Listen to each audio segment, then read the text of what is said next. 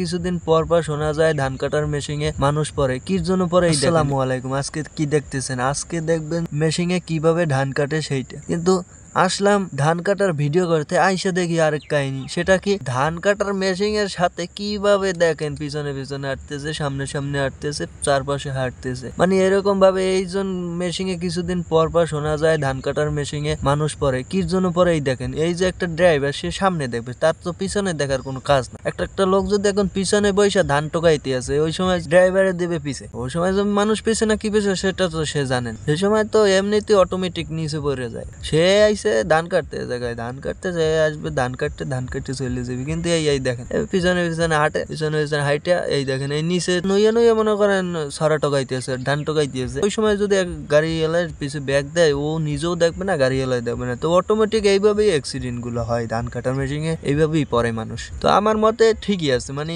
এগুলার যেগুলার মনে করেন ডর নাই, ভয় নাই, যেগুলার জীবনের মায়া নাই, সামান্য কয়টা টাকা বা কত সারাদিন ধান টোকাই সব রয়েছে 300-400 টাকাই, একটা জীবন তো 300-400 টাকার জন্য ফিরে আসবে না। তো আমার মতে এরকম যে এই মানুষের ভুলের জন্য যে এরকম রিস্কে পড়ে, ঠিক আছে, এইটা আমার মতে ঠিক আছে, একদম ঠিক আছে। যে ধান কাটার মেশিন হলো বিপদ, এদের আমি না করছি, আমি নিষেধ করছি অনেকবার যে গাড়ির পিছনে থাইকে আপনার এরকম ধান টোকাইয়েন না, আপনারা বাইরে যান ধান এই খলাত দিয়া আপনার ওই মেশিনটা বাইর হয়ে যাইবে, তারপর আপনারা নির্বিলে টোকাইয়েন, কোনো ভয় নেই। না, সেটা না, মানে কার আগে কে নিতে পারে, মানে প্রতিযোগিতার সিস্টেম করে রয়েছে এই জায়গায়, প্রতিযোগিতা, যার আগে যে টোকাই নিতে পারে ধান। আবার এক কাহিনী কি, মাঝখানে এক কাহিনী হয়ে গেছে, মানে ধান টোকাই থয়ে, মানে নির্দিষ্ট একটা জায়গা আছে, সেই জায়গায় যাওয়ার মতন তাদের টাইম নেই। মানে ধান টোকাই থয়ে এক জায়গায় থয়ে পরে আয় খুঁজতে আর পায় না, মানে পাশে যে আরো 4-5 জন টোকাই যায়, তাদের ভিতরে আবার একজন লয়ে যায়। মানে নিয়ে কত নানান ধরনের নাস্তানি কাহিনী, এগুলা